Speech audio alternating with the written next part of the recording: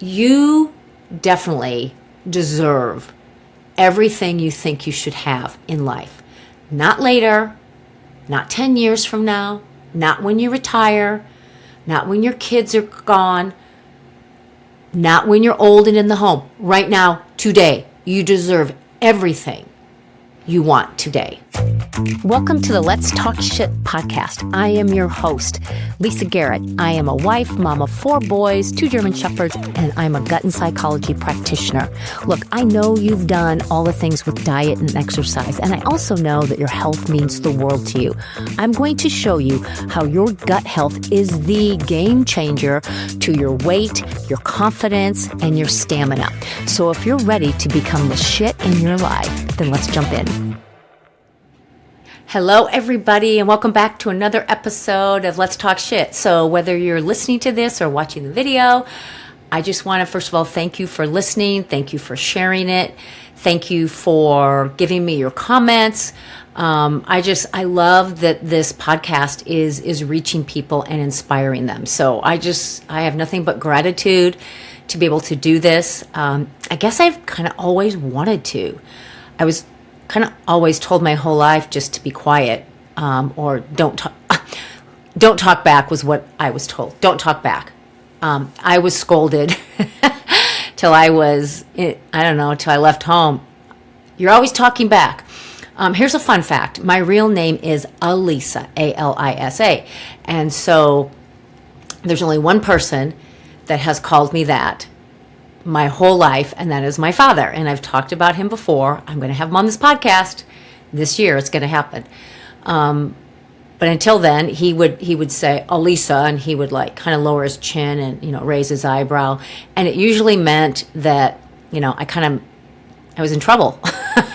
But I was also told to stop talking or don't ask questions, and then because I wasn't being heard, I started talking back a lot. Just, yeah, but, or how come you not, just like what kids do. Well, I think that's why I have a podcast, because I just have all this, pinned up, talking back, and now I'm just getting it all out. So that leads me to today's episode. I want to talk about how you show up in your life. And I'm really talking to a lot of women in this, but also men, because we can get lost in the shuffles of life, in our relationships, in our jobs, in our childhood, whether it's trauma, childhood experiences, and we can get labeled. So I've been talking to some clients this week and some potential clients about joining my program, and a lot of times I get I don't have the money rejection. And I understand that. And so right away, I look past the money and I say to myself, you didn't do a good enough job getting them the message of why they need this. Because this isn't about money. Because let's be honest, when you find something you love, whether it's, at Costco, Amazon, a trip, whatever it is, you're like, fuck it, I'm just going to do it, right? When you want something bad enough, you'll pay the money, whether you have the money or not. So money isn't always the rejection when it comes to investing in yourself, investing in something, or taking a leap of faith, or just change in general. Money is the excuse, the cover-up, the wall, the deflection, the thing that gets someone to leave you alone. If you ever inquire about my program and you pull the money card, I'm not going to let you out of it.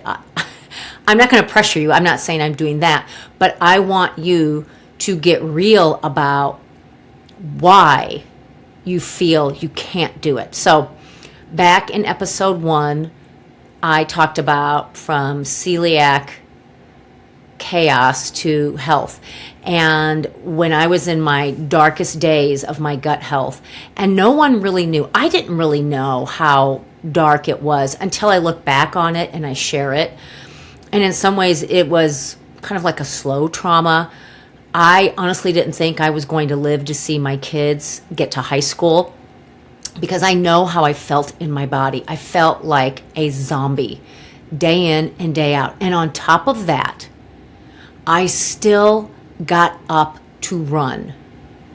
To run 10 miles, 7 miles, train for a marathon, train for a half, do a 10K, teach spin class. Everything was always early morning. And if Jim was leaving to go out of town, it was an earlier morning because I would go when he would be home with the kids. I'd go at 3:30 or 4, to 24-hour fitness. And if it was cold, I would get on a treadmill if the conditions weren't good. I didn't have anybody I ran with. That's the thing. I didn't want to go outside alone in the dark, so I would go to the gym on a treadmill, and I called it Dead Mill Land. It was so boring. But in my darkest days, and I didn't even know they were dark, I just thought, I have to do something about this. And I didn't know what to do, but I knew I wasn't going to get out of this alive unless I change. And maybe there's something going on in your life that maybe it's not, well, I'm not going to get out of this alive, but I'm going to be miserable. So when I wasn't getting anywhere with, so I had the celiac diagnosis, enlarged heart, hypothyroidism, thyroid disease, and anemia. All those things lead to fatigue. I was, like I said, like a zombie. So, taking a nap in the middle of the day, I used to call it resting my eyes with the boys. I just loved picking up whoever was from, preschool, whatever, and then eat lunch. Let's just rest our eyes. I just could not wait. I was wired and tired. Have you ever been wired and tired? Or do you have a child that's been wired and tired? Or maybe your dog is wired and tired. Sometimes I have to put my dogs in their kennels because they're just overstimulated with everybody walking, especially in the summer. There's all kinds of action on my street. So I just put them in their kennels, close the shade, turn a fan on, and let them decompress because they can get wired and tired. How do you know if you're wired and tired? Well, you can run on very little sleep. You're like the Energizer Bunny, and you kind of thrive on it. And you wear it like a badge of honor, like, I don't stop. I just keep going. I did that for, just about 20 years.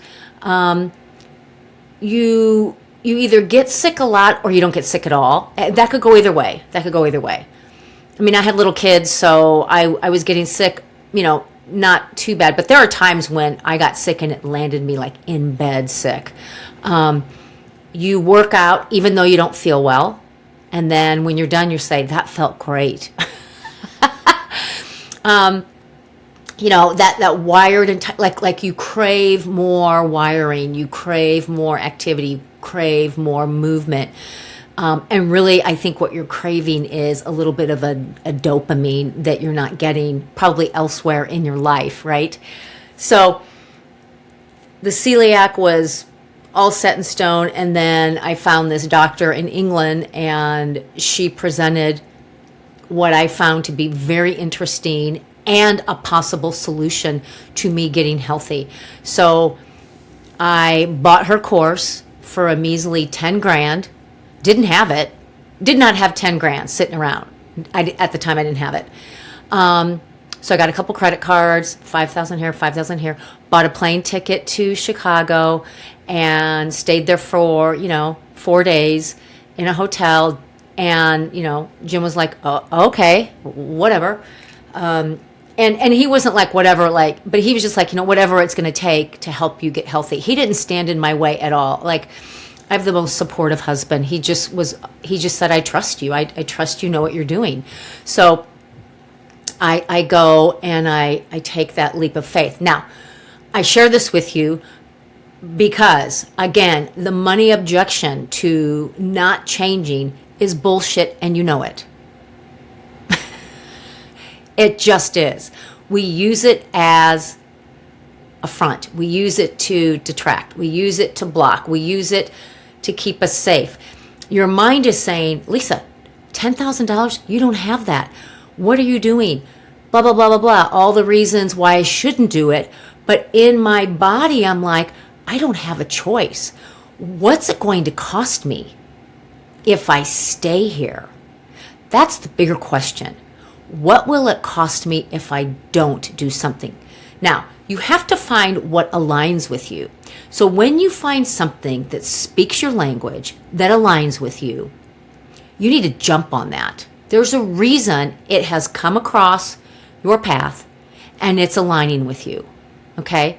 That means you need to be open and you need to go all in with whatever it is and be open to change, because the person who's wired and tired, the person who is sick and tired, the person who has been like this their whole life and thinks they will be like this for the rest of their life is stuck in a mindset of this is how it's always going to be. And I was there.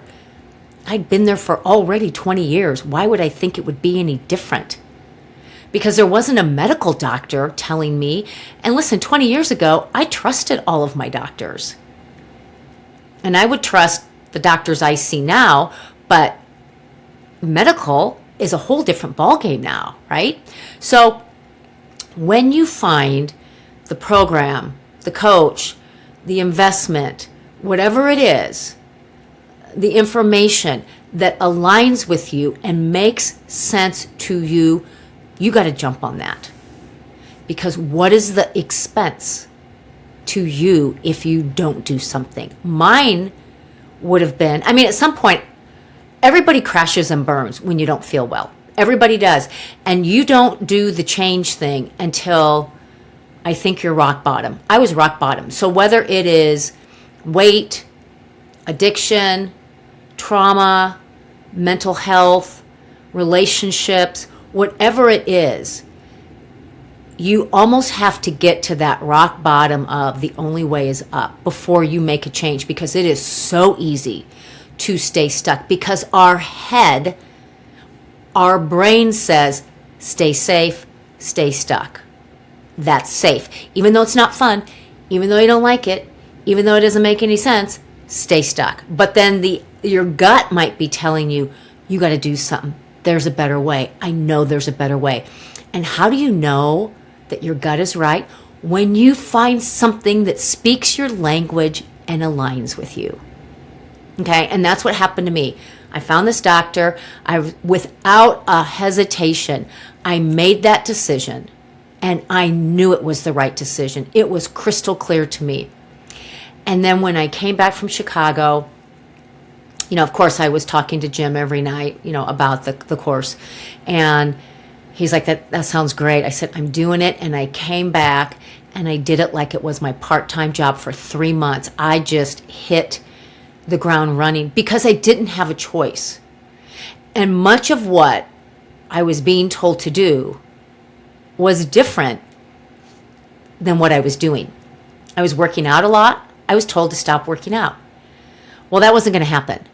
But I definitely cut back. And what I did was I shifted all this energy of, I got to work out, I got to get to the gym, I got to run this many miles, I got to. And I shifted it over here to, I need to prepare this meal, I need to get these ingredients, I need to make this, I need to try this, I need to do this. There were foods I was eating I had never tried in my life. Okay, like kefir. I had never had it, tried it. I didn't love it. I'm not a yogurt person, so I'm not surprised. I made my own ghee, never had it. I don't mind it. It's okay. I had never made bone broth at the time. Made it. Growing up, it was just called chicken soup, but bone broth, never made it, loved it. I was just on a bone broth kick for years after that, and I still kind of am.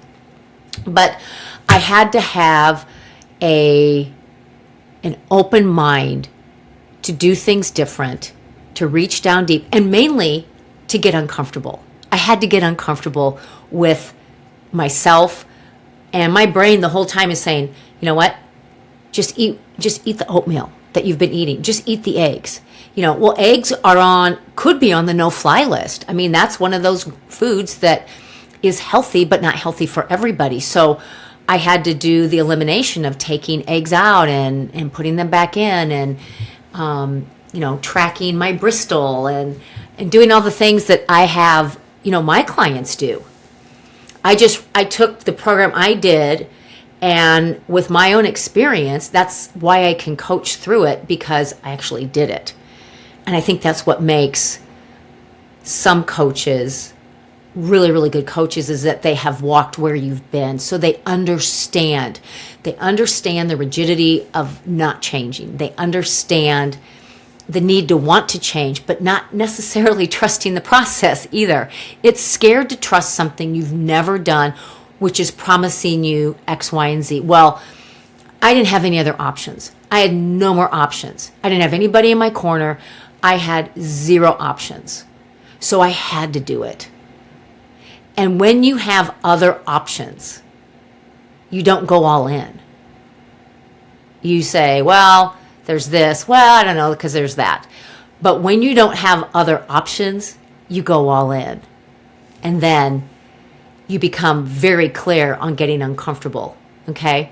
So whether this is for, men or women, it doesn't matter. You all have things in your life that are challenging.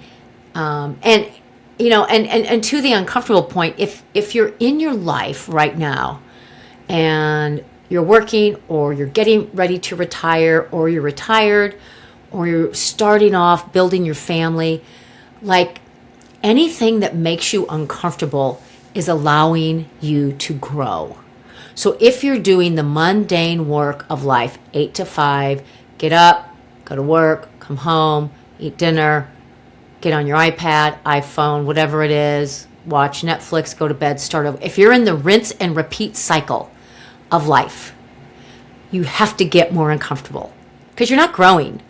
You're just on autopilot. Autopilot isn't bad, but with every season we evolve, and maybe that's all you need. Maybe you just need a different season to grow. I'm not saying that you need to make a big change, but if you have something in your life that is challenging, that is, deep down, like maybe it's weight, maybe it's addiction, maybe it's the please disease. Oh my gosh, so many women have the please disease. They can't say no, and they're really pissed off at the people that they live with who take advantage of them. So instead of saying no, they just keep pleasing and pleasing and pleasing, because in their minds, in their subconscious, they think, if I just please them this one more time, they'll leave me alone. Well, no, they won't. They will not leave you alone. They will keep asking and keep taking. And it's in the taking that you keep saying yes, hoping to finally reach the please threshold, and you never will. And so many women have that please disease because we are by nature, we like to nurture, we like to help, and we like to provide some sort of service. Like, if a friend comes to you and says, hey, I'm up to my, ears, I want to have this garage sale. Most people would say, how can I help you? You know what I would say? Why are you doing it? I hate garage sales. And listen, I had them. It was, a shit show because I had the boys, and the boys freaking loved it. They loved the garage sales, but they hated that I was always selling their shit. That's the difference between wanting to please and then asking someone like, why are you doing this? I have a friend of mine, and she has a garage sale all the time. And she doesn't need to. She just loves to do them. And she does them very, very well. She prices things just right. She loves to talk to people. She loves the nitty gritty of all the details and setting it all up and making her spreadsheet and getting the price tags and organizing it by, home decor, kitchen, I can't think of anything worse than a freaking garage sale. So this was probably about 7 years ago.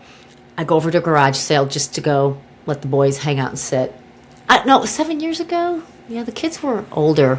I just went over there. And she always did it on like nice days. So I went over there, and I think it was longer than 7. It might have been like 10 or 12 years. And there was a man that came up to her garage sale and exposed himself. Yeah.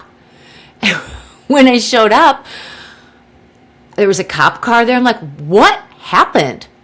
And she told me, I was like, that's it. You're fucking done with this. You're fucking done with this shit. And she's like, I know. No, you're done. This is getting dangerous now. Stop with the garage sale nonsense.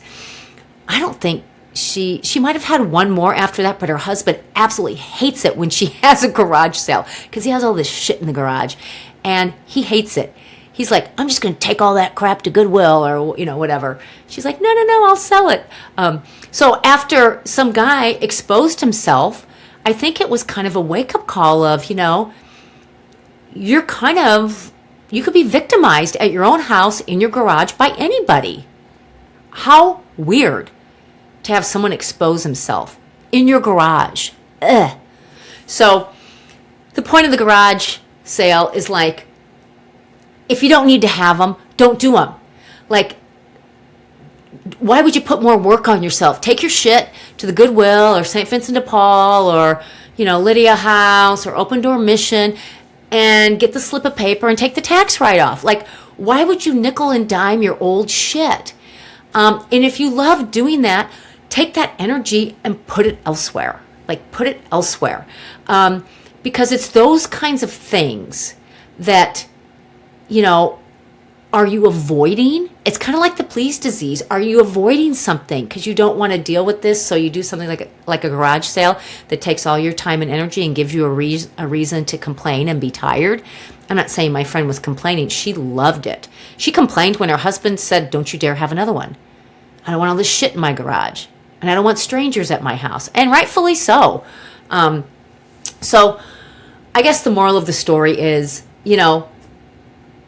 you definitely deserve everything you think you should have in life. Not later, not 10 years from now, not when you retire, not when your kids are gone, not when you're old and in the home. Right now, today, you deserve everything you want today. Everything. And you don't always have to worry about how it's going to happen. But all you have to do is what Stephen Covey said. Think with the end in mind. What's the goal? What do you want? I wanted to have a voice, and here I am. I have a podcast. And I have a very successful Instagram and Facebook page, thanks to my dogs and my content. I wanted to have a voice. I like to entertain, but I like to educate. So that's what my job is. I entertain with the dogs, and I educate about gut health and nutrition. And so don't wait to get the life you want. Do it today. Don't wait to take the trip. Don't wait to better yourself. Don't wait to make the investment. And stop letting things like, it's not the right time, I need to save a bunch of money. Stop letting those things get in the way. Yes, you have to have money to do things. I understand that. But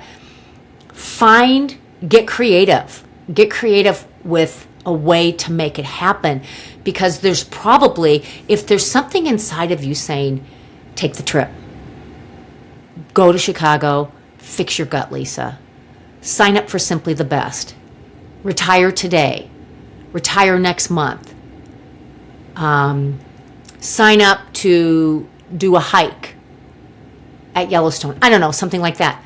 When there's something, when that seed is planted, you guys, it's meant to be noticed. It's not meant to be ignored. So when you have these fleeting moments of these seeds, like I kind of want to, right? You need to jump on those things, because those are opportunities. Those are little nuggets saying, hello, there's more for you. There's a happier, easier, more fun way just waiting for you. But you can't do it if you're staying stuck.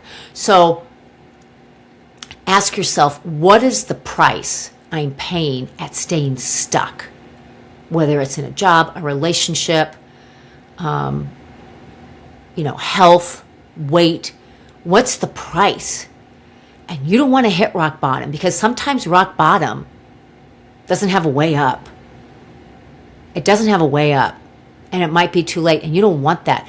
You are here for a reason. You are here at this time for a reason. You have the people in your life at this time for a reason. You have your friends at this time for a reason. You're listening to this at this time for a reason. So put your hat on, pull yourself up. Might be a rough ride. Got to get uncomfortable. Take the trip. Quit the job. Change the relationship. Change how you are in the relationship. Don't say yes to everything. Just because you're a woman, you are not meant to say yes to everything. I was also told I was selfish because I didn't say yes. You know what I say to that? Fuck that. When my friends were having birthdays, we were all having kids, you know what I did on my birthday? I said, Jim, I am leaving for the day. I'll be home before 10 p.m. He's like, where are you going? I don't know. And I grabbed my friends and we went shopping and we went to lunch. And sometimes we got manicures. Sometimes, we did the funnest thing at Oakview. We did the photo booth. How funny is that? I still have those pictures. Lunch, and then we go to someone's house and we'd hang out at her house because there were no kids there. And then we'd have happy hour. And then I just remember thinking, I don't want to come home. And the only reason I didn't want to is because it felt so good to be me. I could take off the hat of mom, of wife, and I could just be Lisa. Or as my father would say, Elisa. He's still, hello, Elisa. I'm like, why do you call me that? I feel like I'm in trouble. He's the only one who calls me that. So I remember at that time, I think it was someone said, well, that's kind of selfish of you. And I was like, you know what? We're not friends anymore. Get out of here. I know someone in a spin class, another mom, that's selfish. I'm like, what? And for a second I thought, ooh, she might be right. And then I thought, she is not right. What's selfish about taking my day? I think what she was saying was I should be celebrating my birthday with my family. And I did. Like the next day we would have cake and all that. But listen, when you're a mom, especially of boys, birthdays, you need to make birthdays what you want because, you know, they're boys, right? Not that they don't do fun things. My boys have always been very attentive to me on my birthday. They're always kind. I always get flowers. And now, like, they make dinner, which I love. I love hearing them make dinner. It's always loud. And they do all the dishes. Like, I don't have to do anything. And I get my favorite cake. And it's really enjoyable. But when they're little, like, it's different. You know, they're like, we're going to do a cake. We're going to sing happy birthday and all this chaos. I wanted out of the chaos. That's really what I wanted. I wanted out of the chaos for a day, and I wanted to be me. So take some time to see what you want. What you want. And get it. And get it. Don't waste another minute sitting in neutral and hoping for things to happen to you. Get it. Make it happen. Do the change. Take the trip. Meet the person. Leave the person. I don't know, whatever it is. Life is too short. We only get one go around unless you believe that you have more lives than you get many. But for me, this is it. This is not a dress rehearsal. This is it. And if you're 60 or older, like now we're just aging a little faster and a little faster, which is a whole nother podcast, but so I'm going to let you go at this. I just hope that this inspires you. Don't let money stand in your way of doing what you love and taking the trip and growing and experiencing the world that you want. Okay? Even if it doesn't make sense to anybody else, it doesn't have to. And sometimes the best lessons don't make any sense. It didn't make any sense for me to spend $10,000 and take a trip to Chicago and leave Jim with the boys while I went there to learn about healing my gut. It didn't make sense to anybody except me and later on my family. And now it's my life's work to help others. So lose the logistics and tap into what you want and make it happen. Until next time. Hey, before you go, would you like to receive my ultimate gut repair guide for free? This guide has everything you need to know about leaky gut, what's causing it, how it's affecting your daily life, a meal plan, and 5 ways you can start healing your gut today. This is the same framework that my VIP clients use when they start healing their gut. It's amazing. All you have to do is leave an honest review of Let's Talk Shit, screenshot it, share it to your Instagram stories, and tag me at Lisa Garrett Nutrition. I hope today's episode inspired you to make some shit happen in your life because you're freaking awesome. And I cannot wait to connect with you next time on Let's Talk Shit.